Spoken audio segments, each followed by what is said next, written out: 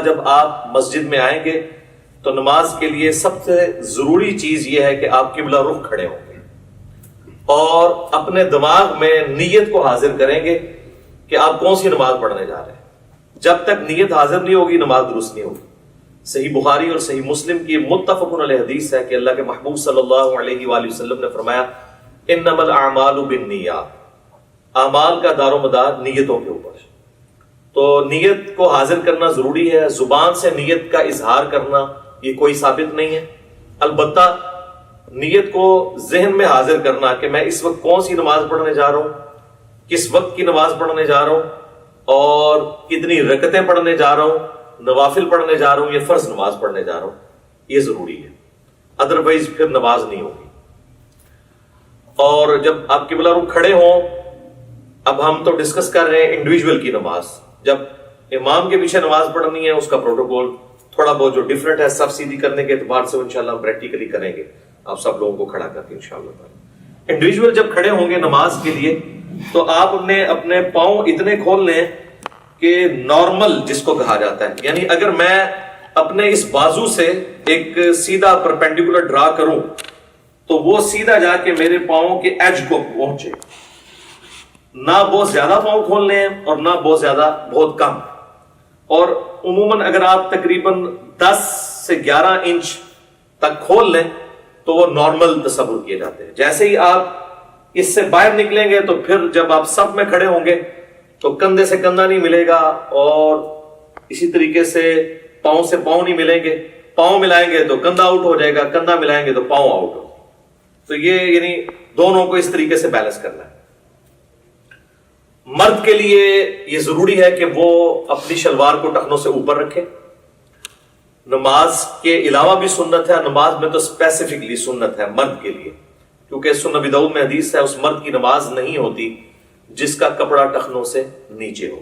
تو اس چیز کو انشور کرنا ہے کہ آپ کا کپڑا جو ہے وہ ٹخنوں سے اوپر ہے، یعنی جو لٹکانے والا کپڑا، جرابیں اس کے اندر نہیں آتی، وہ لٹکائی نہیں جاتی، وہ پہنی ہوئی ہوتی ہے۔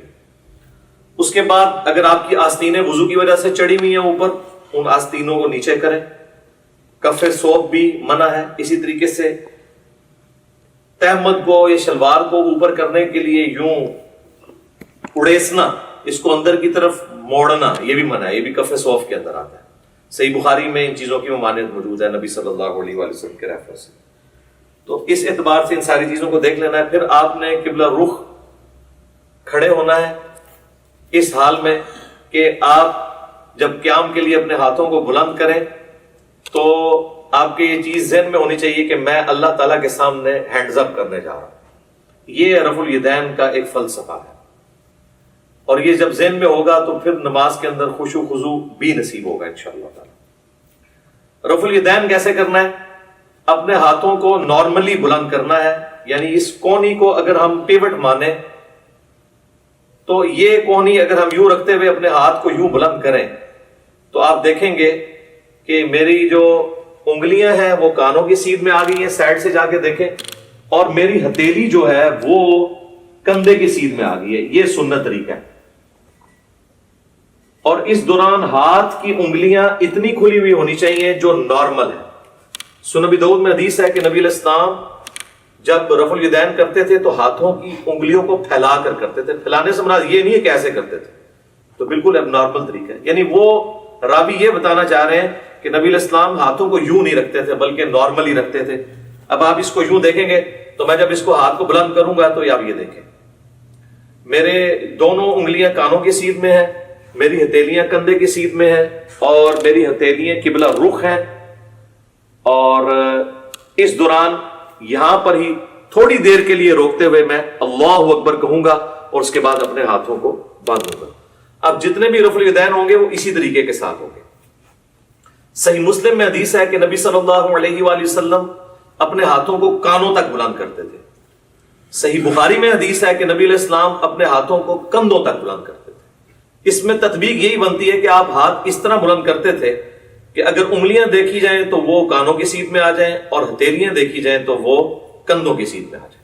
یہ نارمل پوزیشن ہے اور یہ بالکل صحیح ہونا چاہیے۔ اس کے لیے پریکٹس کرنے کا طریقہ ہے کہ آپ شیشے کے آگے کھڑے ہوں اور اس کی پریکٹس کریں۔ بعض لوگ ہوتے ہیں ان کے ہاتھ یوں ہوئے ہوتے ہیں، یوں ہوتے ہیں، کچھ یوں ہوئے ہوتے ہیں. یہ پریکٹس آپ کو کرنی پڑے گی. کسی کا ایک ہاتھ اونچا ہوتا ہے، نیچے ہوتا ہے. تو یہ اب مجھے جو آپ میں یہ کر رہا ہوں، میرے سامنے شیشہ نہیں ہے، یہ میری پریکٹس کی وجہ سے یہ سیدھا نظر آ رہا ہے. بعض اوقات آپ سمجھ رہے ہوں گے کہ سیدھا ہے، لیکن وہ سیدھا ہوتا نہیں ہے، ٹیڑھا ہو جاتا ہے. تو اس کے لیے آپ کو پریکٹس کرنی پڑے گی. اور رفع الیدین کرتے ہوئے آپ نے اللہ اکبر کہہ کے ہاتھوں کو باندھنا ہے. یہ صحیح بخاری کے اندر یہ بھی حدیث موجود ہے کہ نبی علیہ السلام رفع الیدین کرتے اور اللہ اکبر کہتے. اور صحیح بخاری مسلم میں یہ بھی ملتا ہے کہ آپ صلی اللہ علیہ وآلہ وسلم اللہ اکبر کہتے اور رفع الیدین کرتے. لہذا اس چکر میں نہیں پڑنا کہ پہلے رفع الیدین کرنا ہے یا پہلے اللہ اکبر کہنا ہے. دونوں بیک وقت کہنے ہیں، آگے پیچھے کہنے ہیں، جس بھی طریقے سے کہیں سائملٹینیسلی آپ کہہ لیں. ہر صورتحال جو ہے وہ سنت کے مطابق ہے، کیونکہ اتنی جو باریکی ہے نا وہ احادیث کے اندر نہ تو اللہ تعالیٰ کو مطلوب ہے کہ اس طرح کی رپورٹ کی جائے، نہ نبی علیہ السلام نے ان کو اس طریقے سے تعلیم فرمایا. تو یہ بڑی امپورٹنٹ چیز ہے اس حوالے سے. اللہ اکبر کہہ کے آپ نے ہاتھوں کو باندھا. اب ذرا یہ ہاتھوں کو باندھنے کی پوزیشن آپ ذرا دیکھ لیں. یہ میرا جو لیفٹ والا ہاتھ ہے، یہ بعض لوگ یوں کر کے مٹھی بند کر لیتے ہیں. اس کو آپ نے یوں رکھنا ہے جو نارمل پوزیشن ہے. اس کے بعد آپ نے یہ دایاں ہاتھ بائیں ہاتھ کے اوپر یوں رکھا کہ جو نارمل پوزیشن ہے. بعض لوگ یوں کر کے پکڑ لیتے ہیں، ٹھیک ہے، اگر آسانی ہے یوں کر کے پکڑ لیں. یہ نارمل پوزیشن ہے، اور اگر آپ اس کو یوں رکھیں گے تو آپ کو رکھنے میں بھی آسانی ہوگی. یہ سنت طریقہ ہے جو صحیح بخاری کی حدیث کی روشنی میں ہمیں پتہ چلتا ہے. کیونکہ صحیح بخاری میں حدیث ہے کہ سہل ابن سعد الساعدی کہتے ہیں کہ نبی صلی اللہ علیہ وآلہ وسلم کے زمانے میں ہمیں حکم دیا جاتا تھا کہ ہم اپنا دایاں ہاتھ بائیں زیرہ کے اوپر رکھیں. اب زیرہ جو ہے یہ کونی سے لے کے انگلیوں تک ہے. اور ابو داؤد اور نسائی کے اندر حدیث ہے کہ نبی علیہ السلام نے اپنا دایاں ہاتھ بائیں رسغ را سین غین کف اور ساعد پر رکھا. ساعد کہتے ہیں کف سے لے کر کونی تک. یہ کف کا لفظ تو اردو زبان میں بھی استعمال ہوتا ہے، یہ عربی کا ہے. اور یہاں انگلی سے لے کے کف تک رسغ کہلاتا ہے. اور اس پورے کو ہم کہتے ہیں زیرہ. اور آپ دیکھیں پرانے زمانے میں جب جنگیں لڑی جاتی تھی تو زیرہ پہنی جاتی تھی، پورے جسم پہ بھی پہنی جاتی تھی. اور اس طرح صحیح مسلم میں اتنا ہی ملتا ہے کہ نبی علیہ السلام نے اپنا دایاں ہاتھ بائیں ہاتھ پر باندھا. ڈیٹیل بخاری میں اور ابو داؤد میں اور سنن نسائی میں ملتی. مسند احمد میں روایت ہے کہ سینے پہ باندھا. اب سینے سے مراد یہ نہیں کہ آپ نے یوں کر کے باندھ لیا. سینے کی ڈیفینیشن ہے یہ نہر سے لے کر ناف تک، یہ سارے کا سارا سینہ ہے. یہ سینہ ہے. اس میں جہاں پہ بھی لائی کرے گا تو آٹومیٹکلی آپ دیکھیں جب آپ یوں کریں گے اور یوں رکھیں گے تو وہ ایک خاص پوزیشن پہ آئے گا جو نہ بہت اونچا نہ بہت نیچا. ناف سے برل یہ اوپر ہی ہے اور نہر سے کافی نیچے ہے. یہ نارمل پوزیشن ہے. اسی پوزیشن میں جب آپ جماعت کے ساتھ نماز پڑھیں گے تو پاؤں سے پاؤں بھی ملا سکیں گے اور کندھے سے کندھا بھی. جیسے ہی آپ یہ اوپر چلے گئے تو پھر یہ دیکھیں کونیاں ملیں گی، کندھا نہیں ملے گا. اسی طریقے سے میرے بھائیوں جب آپ ناف سے نیچے ہاتھ باندھتے ہیں نا تو یہ خلاف سنت ہے. اس حوالے سے جو سنن ابی داؤد کی ایک حدیث پیش کی جاتی ہے تو امام داؤد رحمہ اللہ تعالیٰ نے خود ساتھ لکھا ہے کہ اس حدیث میں ایک راوی ہیں عبد الرحمن بن اسحاق الکوفی، جس کے بارے میں میں نے خود احمد بن حنبل سے سنا ہے کہ وہ اس کو ضعیف کہا کرتے تھے. اور یہاں پر لوگوں نے یعنی وہ روایت تو پیش کی لیکن ساتھ جو امام کا حکم تھا اس کو سکپ کر دیا. تو ایسے بھی نہیں کریں گے، ایسے بھی نہیں کریں گے، بلکہ اس طریقے سے ہاتھ باندھیں گے جو سنت طریقہ ہے. یا پھر دوسرا طریقہ یہ ہے کہ وضع الیدین کی بجائے ارسال الیدین کیا گیا. اس کے لیے ہم پھر یوں کریں گے کہ آپ نے یوں رفع الیدین کیا اللہ اکبر کہہ کے ایسے. بعض لوگ بالکل ایسے ساتھ ملا لیتے ہیں، بعض مٹھیاں بند کر لیتے ہیں، بعض ایسے کر کے کھڑے ہو جاتے ہیں. بالکل غلط ہے. بالکل نارمل پوزیشن پہ جہاں پہ آئیں گے یہ ارسال الیدین ہوگا. یہ بھی سنت ہے. اگرچہ اس حوالے سے جو سنن طبرانی کی روایت ہے اس میں خصیب الجحد الراوی جو ہے وہ ضعیف ہے، لیکن چونکہ موقوفہ روایتیں عبداللہ ابن زبیر سے ملتی ہیں المصنف ابن ابی شیبہ میں، بلکہ مصنف ابن ابی شیبہ میں پورا چیپٹر ہے ان صحابہ اور تابعین کا بیان جو ہاتھ باندھ کے نماز پڑھا کرتے تھے اور ان صحابہ اور تابعین کا بیان جو ہاتھ کھول کر نماز پڑھا کرتے تھے. یہ دونوں طریقے سنت ہے. اور میں نے تو سنن ابی داؤد کی جو 730 نمبر حدیث ہے اس سے بھی یہ چیز ثابت کی ہے کہ انڈائریکٹلی ابو حمید سعدی کی جو 10 صحابہ والی حدیث ہے وہ بھی اس کو سپورٹیو ہے کہ ارسال الیدین کرنا بھی سنت ہے. اس پہ میرا کلپ الحمدللہ لاکھوں لوگوں نے دیکھا ہے، فیس بک کے اوپر بھی، یوٹیوب کے اوپر بھی. آج میں اس ڈیٹیل میں نہیں جاؤں گا. بہرحال ارسال الیدین بھی سنت ہے. الحمدللہ ہم دونوں طریقے سے نماز پڑھتے ہیں. کم از کم میں ایک نماز ضرور ارسال الیدین سے پڑھتا ہوں. لیکن میں وضع الیدین کو اس لیے پریفر کرتا ہوں کہ میں یہ خواہش کرتا ہوں کہ میں اللہ تعالیٰ کے سامنے اس حال میں بھی کھڑا ہوں. اب جو لوگ صرف ارسال الیدین کرتے ہیں وہ اس سنت سے محروم ہو جاتے ہیں. اسی طریقے سے جو لوگ رکوع کے بعد ہاتھ باندھنے کے قائل ہیں وہ بھی اس سنت سے محروم ہو جاتے ہیں. تو ہم اس سنت پہ بھی عمل کرتے ہیں اور اس پہ بھی. رکوع سے پہلے یوں اور رکوع کے بعد ارسال الیدین، اس پہ تو اجماع ہے اہل سنت کے تمام مکاتب فکر، حنفی، شافعی، مالکی، حنبلی اور اہل حدیث بھی. یہ تو چند علماء عرب ہیں جنہوں نے یہ کام ڈالنا شروع کیا رکوع کے بعد ہاتھ باندھنے والا. اس پہ تو اجماع امت ہے اور میں نے دلائل کے ساتھ ثابت کیا. صحیح بخاری میں اس کے اشارے موجود ہیں، سنن ابی داؤد کے اندر ابو حمید سعدی والی حدیث میں اس کے اشارے موجود ہیں کہ ارسال الیدین کیا جائے گا رکوع کے بعد. تو لہٰذا دونوں طریقے سنت ہیں. ارسال الیدین سے ہم نماز پڑھتے ہیں، فرض نماز پڑھتے ہیں، سنیوں کی مسجد کی پہلی صف میں پڑھتے ہیں چاہے کسی کو برا لگے. الحمدللہ مطلب اس میں تو کوئی آر نہیں ہمیں اس بات کو کرنے میں. تو ارسال الیدین بھی سنت ہے اور وضع الیدین بھی سنت ہے. تو آپ اچھا بعض لوگ جو ہے نماز شروع کرتے ہی اللہ اکبر کہہ کے یوں ہاتھ چھوڑ دیتے ہیں اور پھر یوں ہاتھ باندھتے ہیں. یہ بھی خلاف سنت ہے. آپ نے ہاتھ چھوڑنے ہیں تو چھوڑ کے نماز پڑھے، یہ بھی سنت ہے. اور آپ نے ہاتھ باندھنے ہیں تو باندھ کے نماز پڑھے تو وہ بھی سنت ہے. لیکن یہ یوں کر کے یوں نہ کریں. اس کے بعد پھر آپ اللہ اکبر کہتے ہوئے اگلے رکن میں جائیں گے اور رفع الیدین کرتے ہوئے اسی طریقے سے، اور وہ ہے رکوع. یوں دیکھیں اللہ اکبر. اب رکوع کے اندر آپ نے ساری انگلیاں جو ہیں ہاتھوں کی پھیلا کے رکھنی ہیں اور مضبوطی کے ساتھ گھٹنوں کو پکڑنا ہے اور ان بازوؤں کو بالکل سیدھا کر دینا ہے. جب آپ سیدھا کریں گے تو آپ کی کمر آٹومیٹکلی خود بخود سیدھی ہو جائے گی جو سنت طریقہ ہے. اور آرام سے یہاں پہ آپ تسبیحات کریں گے اور اس کے بعد سکون سے پھر آپ تسبیحات پڑھنے کے بعد جو میں بعد میں بتاؤں گا، سمع اللہ لمن حمدہ، ربنا ولک الحمد حمدا کثیرا طیبا مبارکا فیہ. مختلف قسم کے الفاظ ہیں، ربنا ولک الحمد بھی کہہ سکتے ہیں.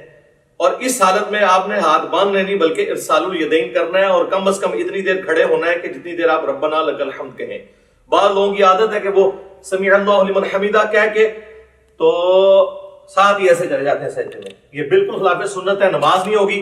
بلکہ بخاری مسلم میں بڑی ڈیٹیل حدیث ہے جو ایک صحابی نے نماز پڑھی، نبی علیہ السلام کے پاس حاضر ہوا، سلام عرض کیا، آپ علیہ السلام نے وعلیکم السلام ورحمۃ اللہ کہا اور کہا کہ دوبارہ نماز پڑھو. تو نے نماز پڑھی نہیں، 3 دفعہ اسی طریقے سے ہوا. پھر اس نے عرض کیا اللہ کے نبی مجھے نماز سکھائے.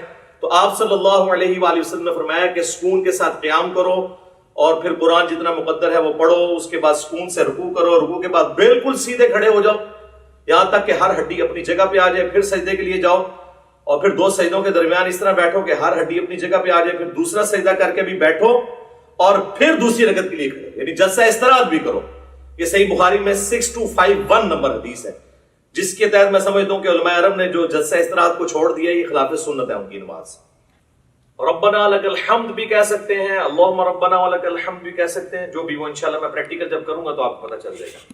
اس کے بعد آپ نے سجدہ میں جانا ہے اور اس کے لیے سنت یہ ہے کہ آپ نے پہلے ہاتھ لگانے ہیں، اس کے بعد گھٹنے لگانے ہیں. اور نبی علیہ السلام کی حدیث ابو داؤد میں موجود ہے، آپ صلی اللہ علیہ وآلہ وسلم نے فرمایا کہ اونٹ کی طرح مت بیٹھو. اور بعض لوگ کہتے ہیں جی اونٹ تو بیٹھتا ہی اس طرح کے پہلے ہاتھ لگاتا ہے پھر گھٹنے. تو میں اس پہ اکثر کہتا ہوں کہ نبی علیہ السلام نے اونٹ بٹھایا ہوا ہے، اس میں آگے الفاظ موجود ہیں پہلے ہاتھ لگاؤ بعد میں گھٹنے.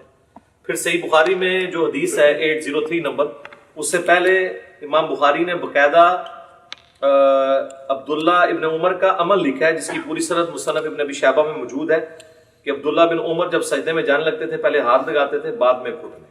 لہذا علماء عرب جو نماز پڑھتے پہلے گھٹنے لگاتے ہیں یہ سنت سے دور ہے ایز کمپیئر ٹو اس عمل کے جو ہم کرنے لگے ہیں. ربنا لک الحمد حمدا کثیرا طیبا مبارکا فی. اس کے بعد آپ سجدے کی طرف جھکیں گے تو آپ نے یہ دیکھیں یہ خود بخود اپنی جگہ بنائے گا ہر چیز. آپ دیکھ رہے ہیں میری انگلیاں ایسی جگہ پہ آئی ہیں کہ جب میں اس ایج کے اوپر سجدہ کروں گا تو میری انگلیاں کانوں کی سیدھ میں آئیں گی اور ہتھیلیاں کندھے کی سیدھ میں، جس طرح کے رفع الیدین کے وقت، اور انگلیاں آلموسٹ نارمل پوزیشن میں ہوں گی۔ ایک ضعیف روایت ملتی ہے جس میں آپ صلی اللہ علیہ وآلہ وسلم کے بارے میں آتا ہے کہ انگلیاں ملا کے سجدہ کرتے تھے۔ کچھ تابعین کے بارے میں صحیح سند سے بھی ملتا ہے کہ وہ پسند کرتے تھے کہ انگلیاں ملا کے کی جائیں، لیکن اس پہ کوئی مرفوع یا موقوف حدیث اس حوالے سے نہیں ملتی۔ آپ نارمل پوزیشن میں رکھیں، اتنی نہ کھول دیں کہ یہ قبلہ رخ سے ہٹ جائیں، یہ نارمل پوزیشن میں۔ اور اگر کسی نے یوں رکھنی ہے تو یوں بھی رکھ سکتا ہے، اس میں ذرا تردد ہوتا ہے، اس میں ہتھیلیاں بھی لگ جاتی ہیں اور آپ آلموسٹ یہ قبلہ رخ ہی ہوتی ہیں انگلیاں۔ کانوں کی سیدھ میں انگلیاں آ جائیں گی، یعنی کہ یہ دو آنکھوں کے درمیان آپ آنکھوں کی سیدھ میں رکھیں گے، خود بخود کانوں کی سیدھ میں آئیں گی، اور ہتھیلیاں جو ہیں وہ شولڈر کی سیدھ میں، اور پھر آپ نے پہلے ناک لگانا ہے، اس کے بعد ماتھا لگانا ہے۔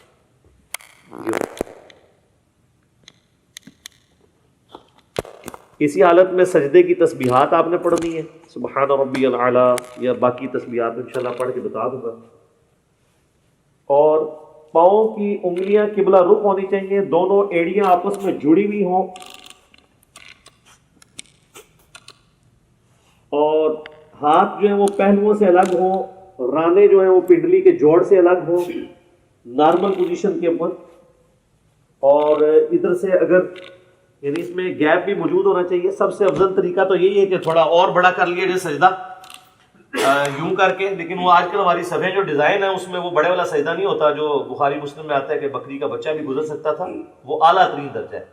جس چیز سے منع کیا گیا نا وہ یہی ہے کہ آپ نے، بخاری مسلم میں آتا ہے کہ کونیاں زمین پہ کتے کی طرح نہیں یوں بچھانی، اور ظاہر ہے اس حکم میں مرد و عورت دونوں ہی شامل ہیں نماز کے طریقے کے اعتبار سے، تو اس کو اٹھا کے رکھنی ہے اور پہلوؤں سے الگ رکھنا ہے، پیٹ سے نہ ٹچ کریں، پیٹ جو ہے وہ یہ رانوں سے الگ رہے، اور ران اور پنڈلی کا جوڑ جو ہے یہ الگ الگ رہے، اس حالت میں آپ نے سجدہ کرنا ہے۔ تو یہ اس کے بعد اللہ اکبر کیا کہ آپ نے جب بیٹھنا ہے تو آپ کی پوزیشن کیا ہونی چاہیے کہ آپ یہ انگلیاں قبلہ رخ ہوں، یہاں پہ بھی نارمل، یوں کرنے کی ضرورت نہیں ہے، نارمل رکھیں جہاں آپ کو آسانی رہتی ہے۔ اس طریقے سے بھی سنت ہے، صحیح مسلم کے اندر یہ طریقہ بھی آیا ہے اور صحیح مسلم کے اندر یہ طریقہ بھی آیا ہے، یہ دونوں طریقے سنت ہے۔ یہاں پہ مشہور ہے کہ جی وہ اگر کسی کی انگلیاں یوں نیچے ہو جائیں تو اس کی انگلیاں کاٹ دی جائیں، جبکہ صحیح مسلم میں کہ نبی علیہ السلام جب آخری رکعت میں تورک بیٹھتے تھے، جو میں اینڈ پہ بتاؤں گا، تو اپنے بائیں ہاتھ سے اپنے گھٹنے کو لقمے کی طرح پکڑ لیتے تھے، تو یوں بھی رکھنا سنت ہے، اور جب یوں رکھیں گے تو ابو داؤد میں حدیث ملتی ہے سنن نسائی کے اندر کہ نبی علیہ السلام کی جو یہ زرہ ہے وہ ران کے ساتھ لگ جایا کرتی تھی، آپ یہ دیکھیں لگی ہوئی ہیں دونوں زریں ران کے ساتھ لگی ہوئی، اور جب یوں رکھیں گے تو پھر یہ ران سے اٹھ جائیں گی۔ یہ طریقہ بھی سنت ہے، اس میں کوئی فرق نہیں ہے، دونوں طریقے سنت ہیں۔ یہ دو سجدوں کے درمیان آپ بیٹھیں گے اور اس میں آپ نے جو تسبیحات پڑھنی ہے، رب اغفر لی رب اغفر لی، اس کے علاوہ اور تسبیحات بھی ہیں۔ بعض لوگ یہاں پہ بھی انگلی اٹھا لیتے ہیں، وہ حدیث بھی کمزور ہے، سفیان ثوری کی تدریس کی وجہ سے انگلی نہیں اٹھانی، نارمل رکھنا ہے آپ نے۔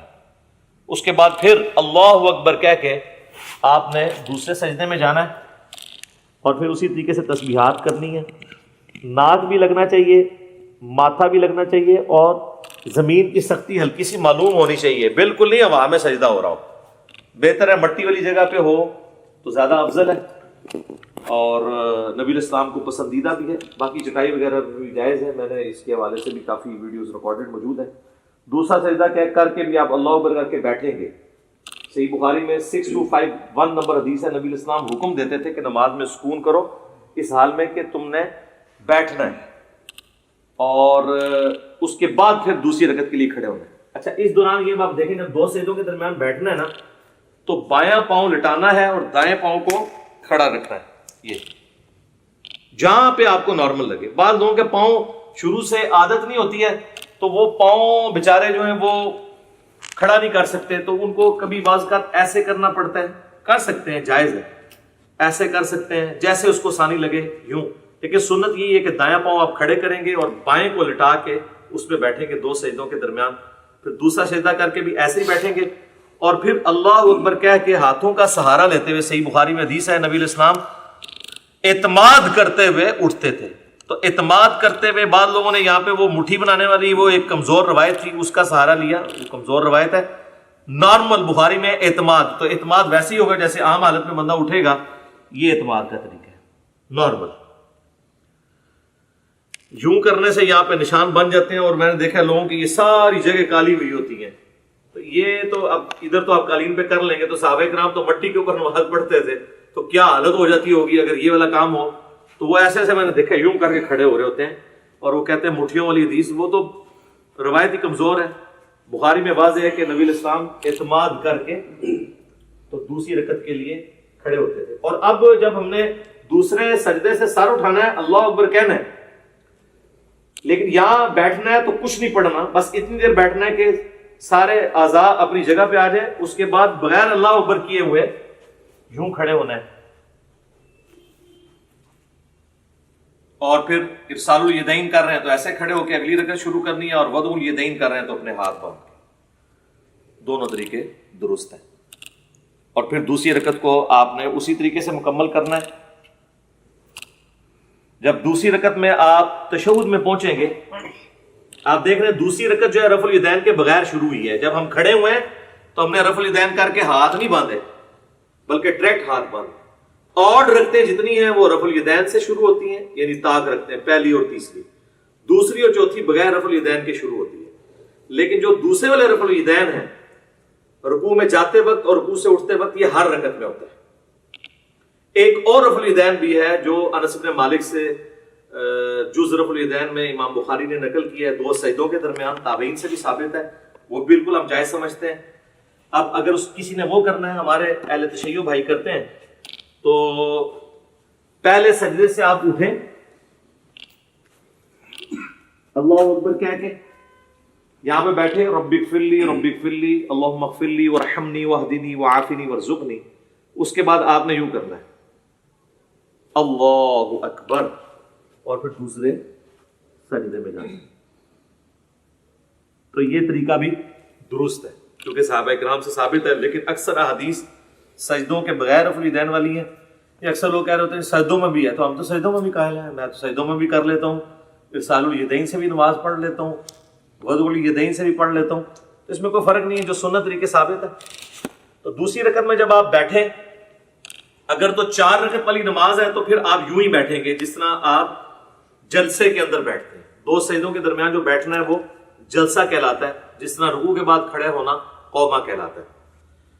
تو یوں کر کے بیٹھیں گے، اسی طریقے سے یہ پاؤں کھڑے ہوئے ہوں گے، اور یہاں پہ آپ تشہد پڑھیں گے. اور تشہد بیٹھتے ہی آپ نے اپنی انگلی بلند کر لینی ہے. صحیح مسلم میں 4 حدیث ہیں رفع سبابہ کے اوپر، یعنی انگلی کو بلند کرنا.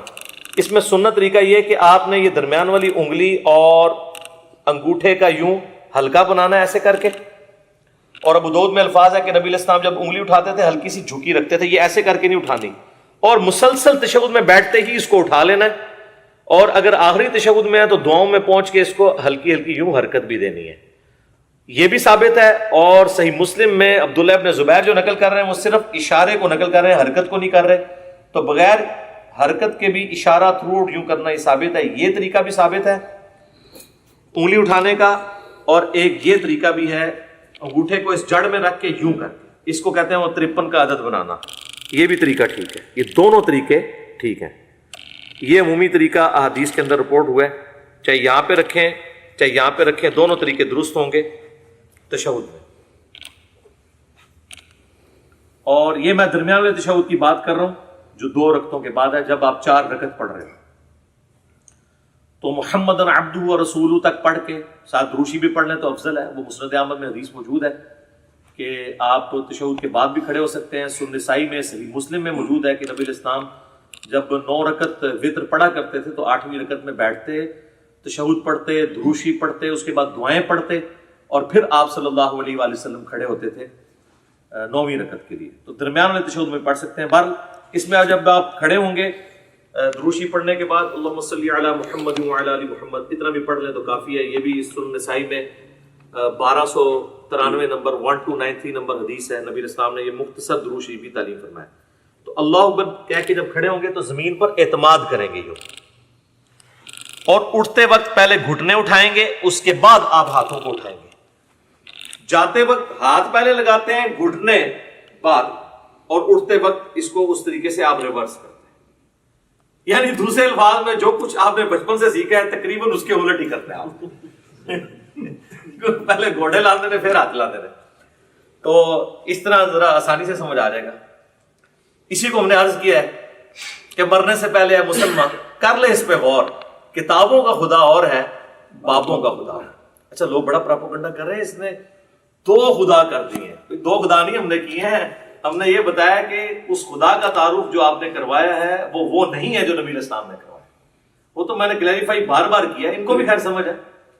تو یہ کتابوں کی نماز آپ کو سکھا رہے ہیں جو نبی علیہ السلام نے امت تک، صحابہ، اہل بیت، تابعین، تبع تابعین کے ذریعے ہم تک پہنچائی ہیں الحمدللہ. اچھا اب چونکہ تیسری رکعت ہے تو تیسری رکعت میں جب ہم زمین پہ اعتماد کر کے کھڑے ہوں گے تو آپ اللہ اکبر، یہاں سے کھڑے ہوتے ہی آپ نے اللہ اکبر کہنا ہے، یعنی اللہ اکبر.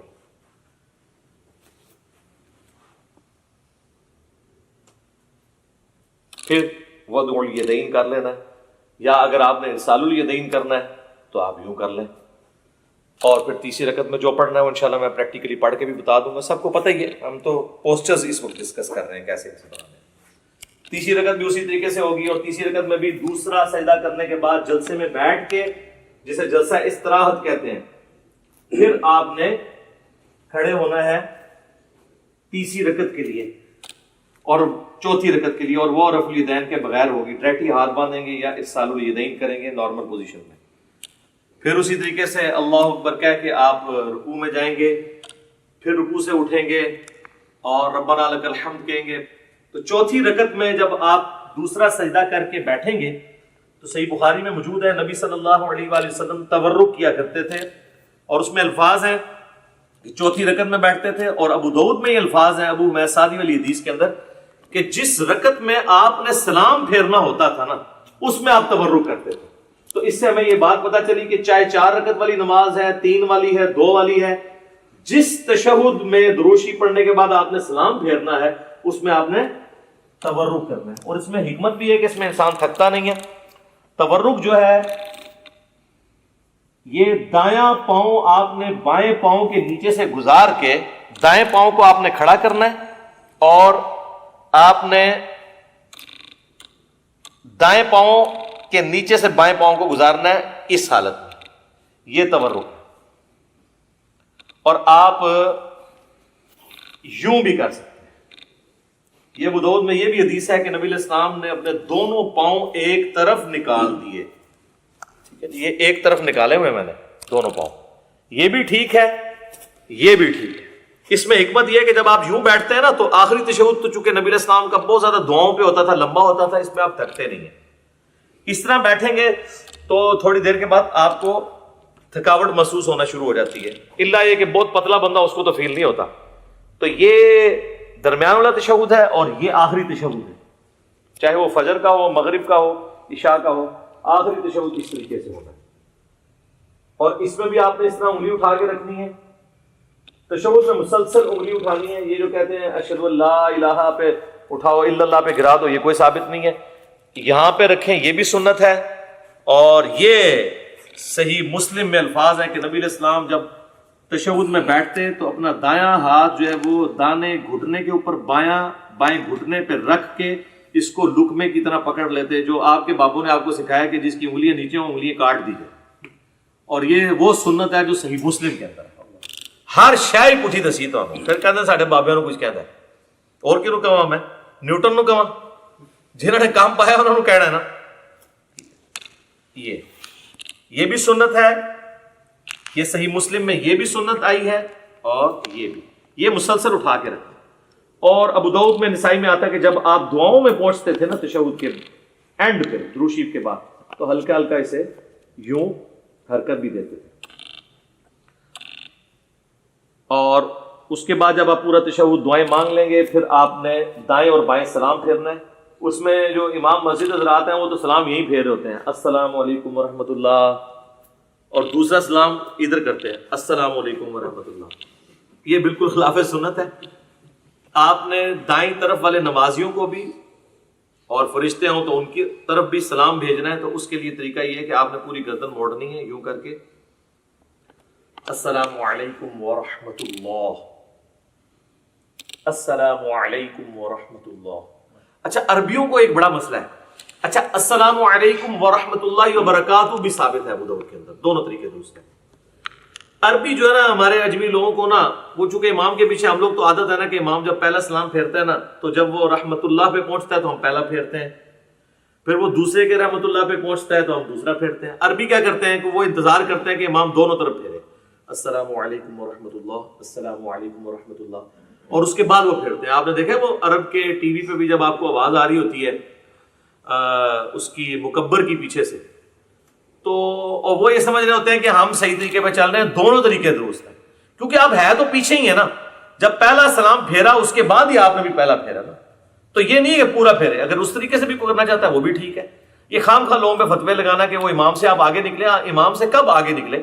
امام نے السلام علیکم ورحمۃ اللہ کہا، اس کے بعد ہی ہم نے کہا، اور امام نے جب دوسرا پھیرا اس کے بعد ہی ہم نے کہا. وہ تو حدیث ہے بخاری مسلم میں کہ جو امام سے پہلے رکوع سے سر اٹھائے تو اسے ڈر جانا چاہیے کہ اللہ تعالیٰ اس کا سر جو ہے وہ گدھے کا نہ بنا دے.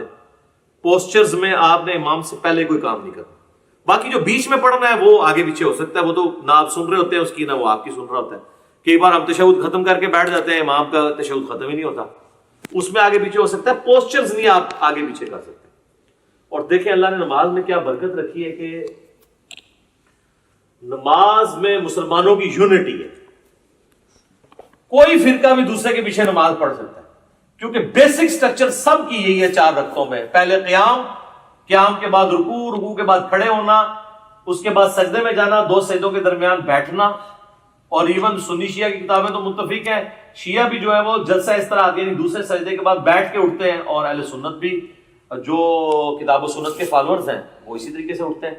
بہرحال کوئی ڈائریکٹ اٹھے یا اس طریقے سے اٹھے، دونوں طریقوں میں وہ ایک فرقے والا دوسرے فرقے والے امام کے پیچھے نماز پڑھ سکتا ہے. یہ اللہ نے نماز کی حفاظت کی ہے. نماز کی بیسک سٹرکچر میں کوئی فرق نہیں ہے. ورنہ تو یہ ہوتا کہ شیعہ کے قیام کا وقت ہے، آپ کے رکوع کا وقت آ جائے، تو پھر کس طرح ایک دوسرے کے پیچھے پڑھ سکے نماز. تو یہ اللہ تعالیٰ نے کم از کم بیسک سٹرکچر جو ہے، باقی جو چھوٹی موٹی چیزیں ان پہ اختلاف ہو سکتا ہے، بہتری کی طرف جانا چاہیے. تو یہ میں نے آپ کو ایک بلیو پرنٹ پیش کر دی ہے، قیام کیسے کرنا ہے، رفع الیدین کیسے کرنا ہے، اور اسی طریقے سے سجدہ کیسے کرنا ہے، 2 سجدوں کے درمیان بیٹھنا کیسے ہے، کون کون سی چیز پہلے لگانی ہے، کون سی بعد میں، کیسے سہارا لے کے اٹھنا ہے، انگلیاں کیسے رکھنی ہے، ساری چیزیں بتا دی ہیں. اہل تشیع کے ہاں ایک ریناؤنڈ چیز ہے کہ وہ جب یعنی نماز کا اختتام کرتے ہیں تو 3 دفعہ اللہ اکبر ایسے ایسے کہتے ہیں، تو سلام نہیں پھیرتے. لیکن شیعہ سلام پھیرنے کے قائل بھی ہیں. خامنائی صاحب نے نماز پڑھائی، ثاقب اکبر صاحب نے مجھے خود کہا، میں نے ان کے پیچھے نماز پڑھی، انہوں نے دونوں طرف سلام پھیرا. دونوں طریقے درست ہیں. باقی اللہ اکبر پہ تو ہم بھی متفق ہیں کہ نماز کے اینڈ پہ ہم بھی بلند آواز سے اللہ اکبر کہتے ہیں. بخاری مسلم میں حدیث ہے کہ نبی علیہ السلام کی نماز کا مکمل ہونا اللہ اکبر کی آواز سے، تکبیر کی آواز سے پہچانا جاتا تھا. اس کے بعد آہستہ آواز سے 3 دفعہ استغفر اللہ، اور پھر اللہم انت السلام منک السلام تبارک یا ذا الجلال والاکرام. جو ہمارے گرین اور بلو کارڈز آپ پڑھ سکتے ہیں، سب کچھ موجود ہے اس کے اندر. اچھا میرے بھائیو، اب انشاءاللہ تعالیٰ آپ کو پریکٹیکلی بتائیں گے کہ صف میں جب زیادہ نمازی کھڑے ہوں گے تو کس طریقے سے انہوں نے نماز پڑھنی ہے. 2 ہوں گے تو ساتھ کھڑا کرنا ہے، اور 2 سے زیادہ ہوں گے تو امام آگے ہوگا، پیچھے ہوں گے باقی. البتہ اگر میاں بیوی جماعت کروا رہے ہیں تو وہ ساتھ اپنی بیوی کو نہیں کھڑا کرے گا، بیوی ایگزیکٹ اس کے پیچھے کھڑی ہوگی. اور ترتیب یہ ہے کہ سب سے آگے جو ہے وہ مردوں کی صف ہوتی ہے، اس کے پیچھے بچوں اور غلاموں کی، اور اینڈ پہ عورتوں کی صف ہوتی ہے. تو اب یہ ہم نے صف کے اندر 1 2 3 4 5 6 7 8 9 بھائیوں کو کھڑا کیا ہے. 8 اللہ وطر ہے، وطر کو پسند کرتا ہے. آپ دیکھیں گے انہوں نے اپنے جو ہے وہ پاؤں اتنے کھولے ہوئے ہیں جتنے ان کے جسم ہے، اس سے زیادہ نہیں کھولے، ورنہ پھر ان کے کندھے نہیں ملیں گے. آپ دیکھیں ان کے پاؤں بھی ملے ہوئے ہیں اور ان کے کندھے بھی ملے ہوئے ہیں. ہاں جی، پیچھے کر کے ذرا کندھے ان کے ذرا کور دکھائیں، دور سے ہی دکھا دیں. آپ ادھر ہی دیکھیں کندھے ان سب کے ملے ہوئے ہیں. اگر ان میں سے کسی نے ذرا سے پاؤں زیادہ کھول دیے کم، تو پھر ان کے لیے یہ تھوڑا سا ویسے ہوا ہے ان کا. ٹھیک ہے، یہ آپ نے خود ڈیسائیڈ کرنا ہے. شعیب بھائی آپ کو پاؤں زیادہ پھیلانے ہوں گے, آپ کے اوپر سے باڈی چوڑی ہے, یہ آپ نے غلط کیا. اور ٹھیک ہو گیا جی. پاؤں کے پنجے قبلہ رخ ہیں, ایڑیاں سیدھ میں ہیں, اور یہ صحیح بخاری میں موجود ہے کہ صحابہ کرام کہتے ہیں کہ جب ہم صف سیدھی کرتے تو پاؤں سے پاؤں یلزقو کے الفاظ ہیں, مل جایا کرتے تھے. ایڑیاں ملیں گی, پنجے آگے پیچھے ہو سکتے ہیں. آپ دیکھ رہے ہیں کہ کسی کا پاؤں چھوٹا ہے تو اس کا پنجہ پیچھے ہے, ان کا پاؤں بڑا ہے پنجہ آگے, لیکن ایڑی سب کی سیدھ میں, ایڑی کو سیدھ میں رکھ کے سب سیدھی کرنی ہے, پنجے کو نہیں. اور ملنے پہ جب باری آئے گی تو صرف پنجے ہی ملے گا, ایڑی تو نہیں مل پائے گی. ایڑی کو ملانے کی کوشش کریں گے تو بعض لوگ ایسے کر لیتے ہیں, وہ ٹیڑے ہو جاتے ہیں پاؤں, وہ بالکل غلط ہے, قبلے سے تو نہیں ہٹنا. ٹھیک ہے جی. یہ آپ نے مٹھی نہیں بنانی, نارمل رکھنا. ہاں ایسے نارمل. اب آپ سارے آئیں جی اس پوزیشن میں کہ آپ رفع الیدین کرنے لگے, اپنے ہاتھوں کو اس طرح بلند کریں جس طرح میں نے بتایا تھا. ہاں جی. ابھی دیکھیں جی کتنے لوگوں کی غلطیاں نکلیں گی جی کہ ان کے ہاتھ کہاں پہ. یہ دیکھیں نا, یہ آپ کا ہاتھ یوں ہوگا نا تو تب یہ دونوں ہاتھ برابر ہوں گے. جس نے پریکٹس نہیں کی ہوئی نا, ادھر بیٹھ کے یہ دیکھیں, یہ میرے سے بھی ہو جاتا تھا, یہ آپ کا ہاتھ اوپر ہے, اب آپ کا ہاتھ برابر ہے. ٹھیک ہے, ٹھیک ہے جی. اور ہاتھوں کو نارمل رکھنا ہے, اینڈ کرو. اس کا بڑا آسان طریقہ پتہ کیا ہے؟ یہ دیکھیں جی, آپ نے پریکٹس کرنی ہے نا تو آپ یوں ہاتھ رکھیں اور اس کے بعد ہاتھ کو یہ پیچھے لے کے, تو پھر آپ سیدھا یعنی دیوار کے ساتھ پریکٹس کریں گے تو آپ کی پریکٹس بنے گی. ٹھیک ہوگا جی, ٹھیک ہوگا. اللہ اکبر. اب ہاتھ باندھ لیں. ہم وضع الیدین والی پہلے مثال سامنے رکھتے ہیں, اور ہاتھ جو ہیں وہ ٹھیک ہے. ویسے بعض لوگوں کی انگلیاں یہاں سے لٹکی ہوئی ہیں, بعض کی نہیں ہے. ٹھیک ہے, اس میں کوئی نہیں, جہاں آپ کو آسانی ہے وہ آپ کریں, کوئی مسئلہ نہیں ہے, یہ کوئی اتنا مسئلہ نہیں ہے.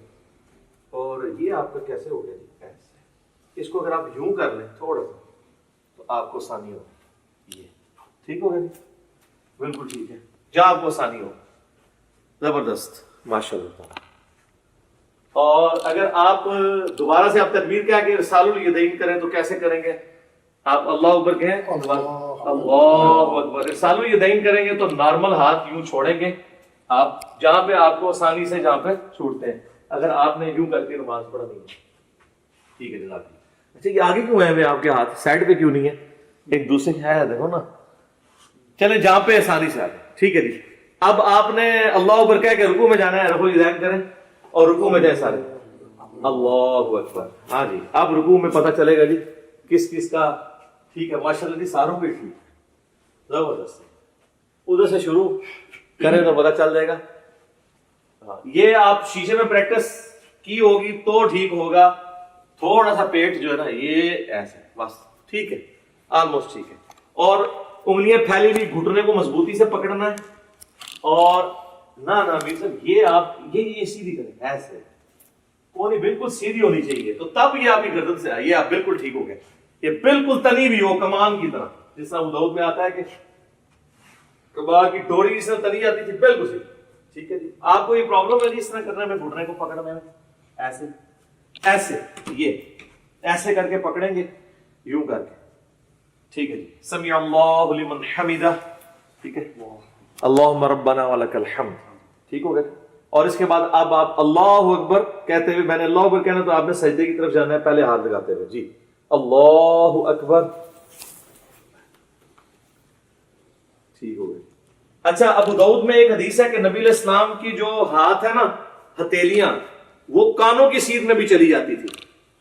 یعنی آپ اس کو کندھے سے آگے بھی لے کے جا سکتے ہیں. بعض لوگ کہتے ہیں کہ ماتھے سے آگے نہیں انگلیاں جانی چاہیے, کوئی مسئلہ نہیں, جا سکتی ہیں. بس بہتر طریقہ وہی ہے جس طریقے سے آپ لوگوں نے کیا ہوا ہے. اب آپ دیکھیں, اب آپ چوڑا سجدہ نہیں کر سکتے, آپ لوگوں کے آپ کو ایک دوسرے کو اکوموڈیٹ کرنا پڑا ہے, تو نماز میں اسی طریقے سے کرنا ہے. اور پیچھے سے ایڑیاں سب کی جڑی ہوئی ہیں جی. ہاں جی, ایڑیاں بھی دیکھنی ہے, اور پنجے قبلہ رخ ہونے چاہیے. ٹھیک ہے, ٹھیک ہے, جزاک اللہ, بہترین. اب میں اللہ اکبر کہوں گا تو آپ نے جلسے بیٹھنا ہے. اللہ اکبر, دایاں پاؤں کھڑا کیا اور بایاں بچھا لیا. ٹھیک ہو گیا جی. آپ اس میں دیکھیں کوئی نہیں, آپ دو سجدوں کے درمیان نہیں انگلی اٹھانی, انگلی تلے رکھیں, ہاں اینڈ رکھنا نارمل. اور آپ گھٹنوں تک بھی رکھ سکتے ہیں, گھٹنوں سے آگے بھی, جہاں آپ کو آسانی, اس میں کوئی نہیں ہے. اور نارمل رکھنی ہے انگلی, نہ ایسے جوڑنی, نہ ایسے. سجدے میں بھی میں نے بتایا نہ جوڑنی, جو نارمل ہے. اچھا, اب ہم نے دوسرا سجدہ کریں اور پھر اس کے بعد آپ سب تورک بیٹھیں, کیونکہ اس طرح تو آپ بیٹھ جائیں گے تورک بیٹھنا ہے. اب اللہ اکبر کہوں گا, دوسرا سجدہ کریں اللہ اکبر.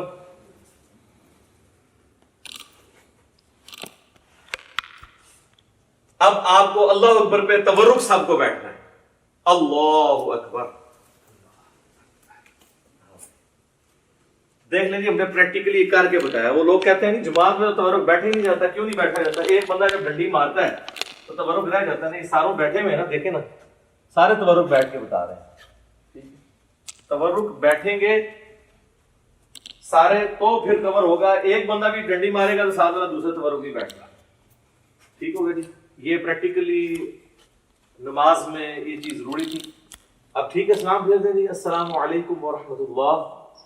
السلام علیکم ورحمۃ اللہ. ٹھیک ہے. اچھا میرے بھائیوں, آج کی یہ پریکٹیکل ہماری جو نشست تھی اب اس سے کنکلوڈ کرتے ہیں. بیسیکلی میں نے کوشش کی کہ آپ کو ایک بلو پرنٹ آپ کے سامنے رکھ دیا جائے کہ آپ نے نماز پڑھنی کیسے. باقی اس کے اوپر تو گھنٹوں بولا جا سکتا ہے. آپ میری ویڈیوز دیکھ لیں, ہر ٹاپک کے اوپر کئی ایک ویڈیو کلپس ریکارڈڈ موجود ہیں. اللہ تعالیٰ ہماری اس ایفرٹ کو قبول فرمائے. اللہ تعالیٰ سے دعا ہے جو حق بات میں نے کہی اللہ تعالیٰ ہم سب کے دلوں میں راسخ فرمائے.